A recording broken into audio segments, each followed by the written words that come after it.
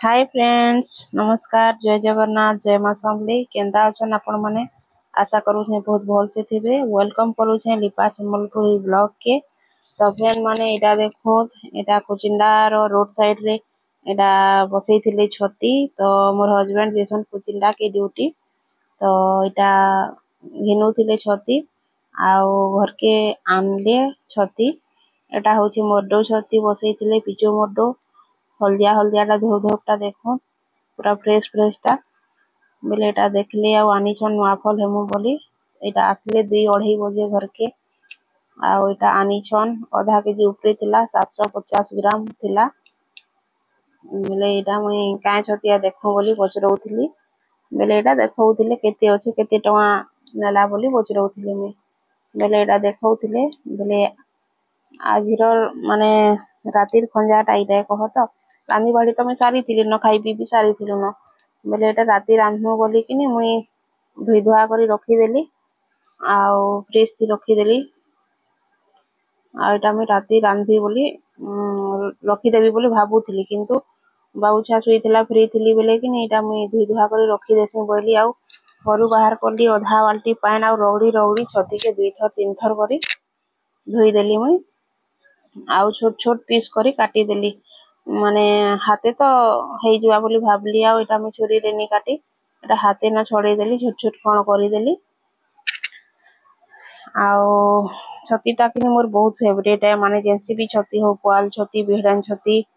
माने एंता बुढ़ा बुढ़ी छती हो कि पिचो मोडो हो छती रुड़ा ये सब बहुत भल लागसी मते तो आज मैं पूरा बहुत खुश थी माने छती देखी करी तो इटा देखो संध्या हैला बेले इटा में मसला टिके रेडी करली रांधार लगी एटा धनिया जीरा मिर्चा आउ लहसुन आउ अदा आउ प्याज टिके देली आउ इटा मैं ताके ग्राइंडिंग करबी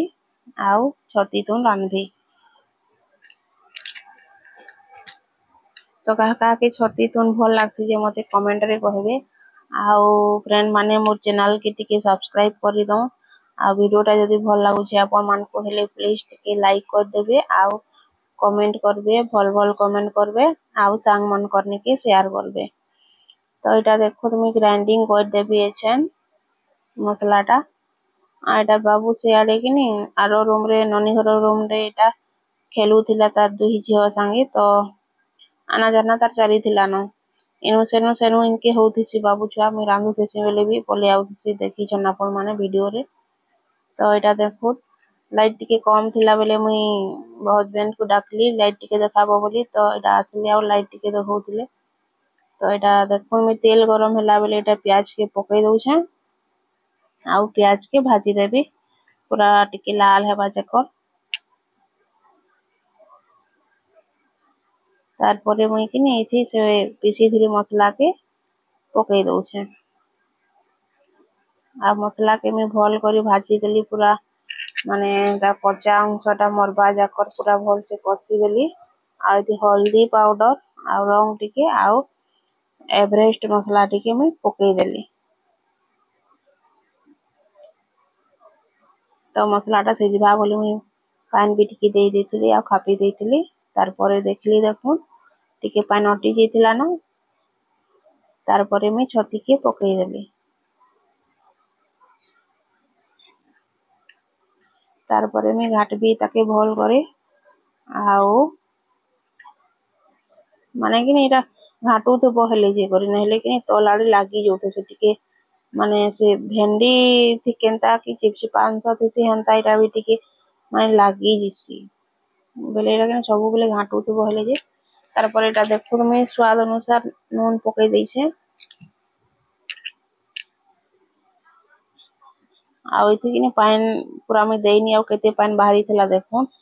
माने पानी बहुत बाहर से थी तो मांस जनता सिझवा लगी टाइम लागसी एटा भी हंता पानी अटवा लगी टाइम लागसी तो देखो एटा मोर छती हेई आसी थिला न तो फ्रेंड माने वीडियोटा मोर भल लागला आजिर मोर छती रेसिपी केनता लागला आपन मन को शेयर माने कमेंट रे मते बताबे तो देखो फाइनल लुकटा एटा रहउछे बाय बाय।